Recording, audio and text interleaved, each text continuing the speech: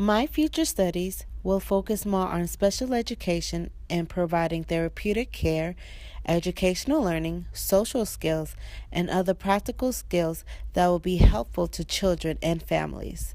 The first thing that I learned was never to call them children with disabilities, rather, exceptional individuals. Some people pursue higher degrees because of the pay scale, credentials, or another notch to add on to their educational belt.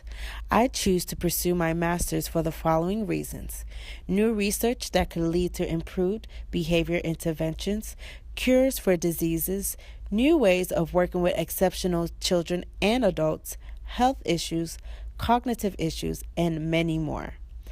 I believe my master's degree in special education and certification in applied behavior analysis allows me the opportunity to attain more knowledge, applying my skills practically, and working with all types of paraprofessionals that share the same common goal.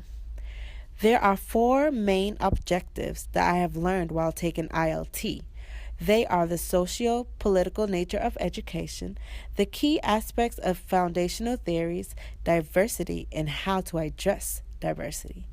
These objectives helped shape and continue to inspire ideas for the future. Also, this course has allowed me to understand and to take into considerations that there are many people working in similar professions, but will have their own type of training, experiences, ideas, and perspective on both special education and applied behavior analysts.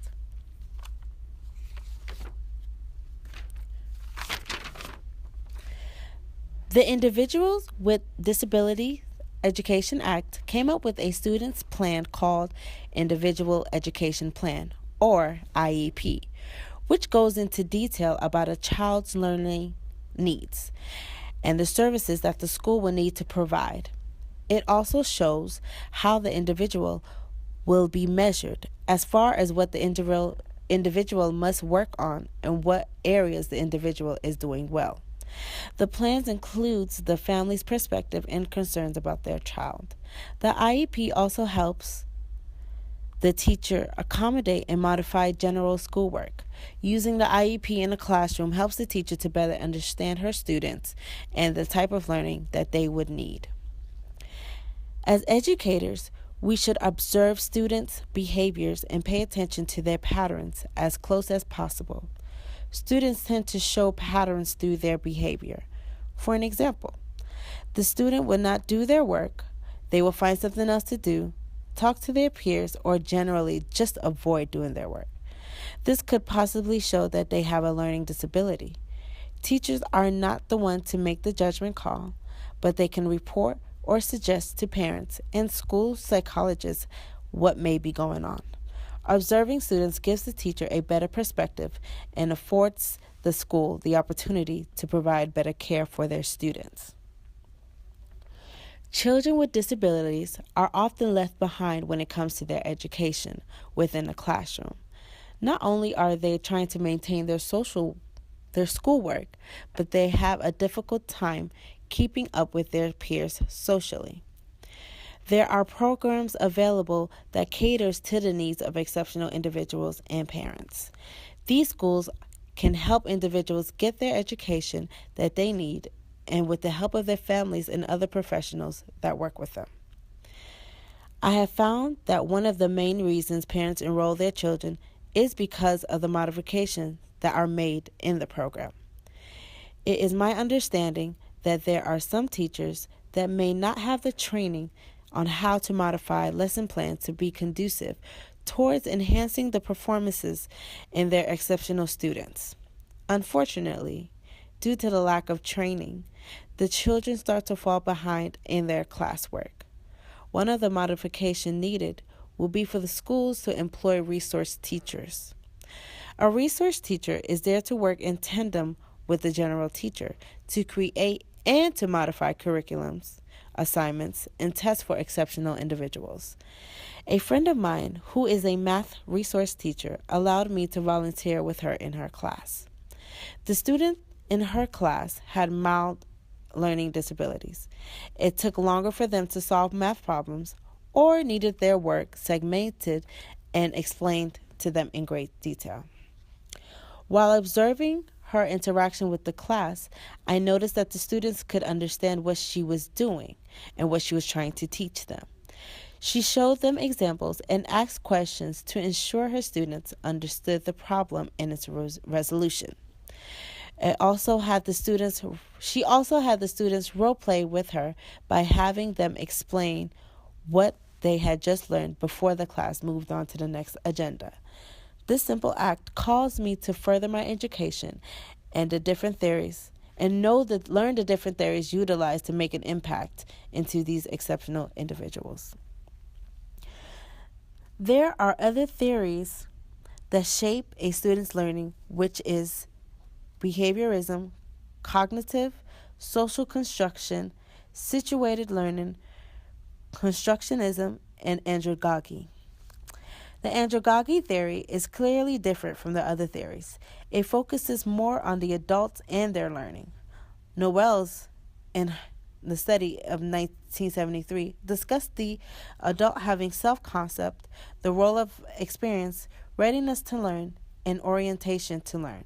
Though the adult already has the skill set, these theories build up upon it and connect new experiences.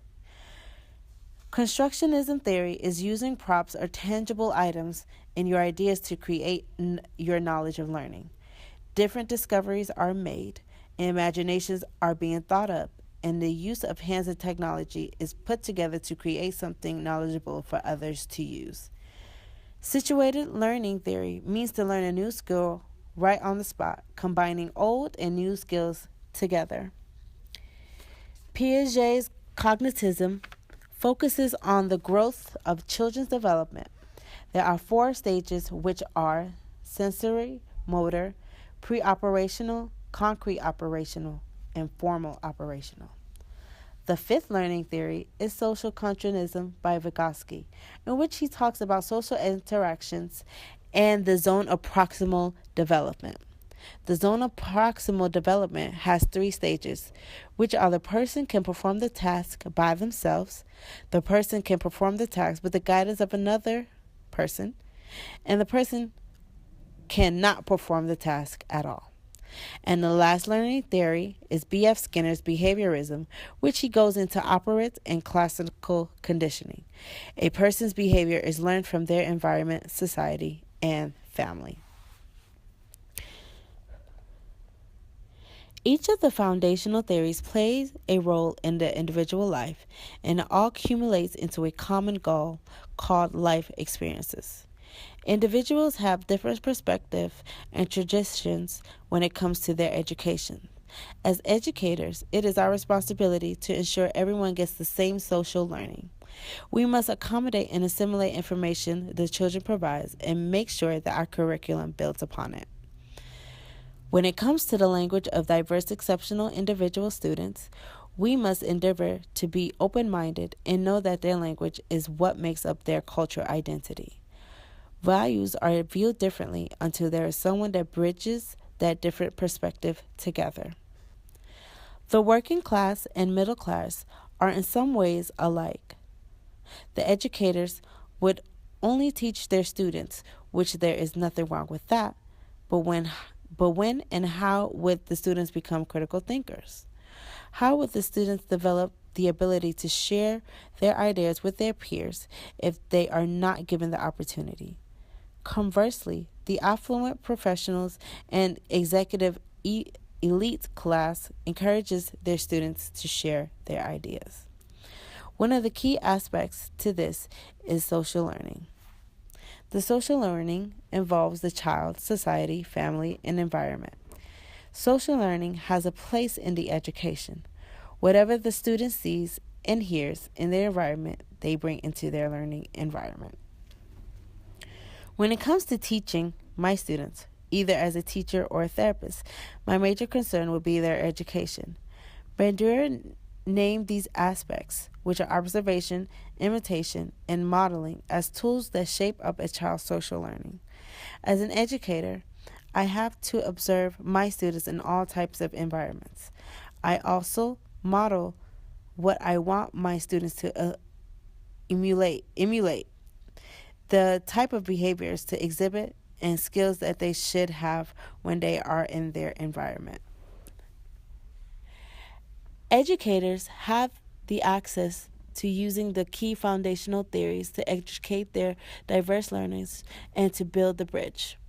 In order to effectively address our diverse learners, educators should not be biased on teaching in one way. I believe that all curriculums must be modified to suit the needs of every individual.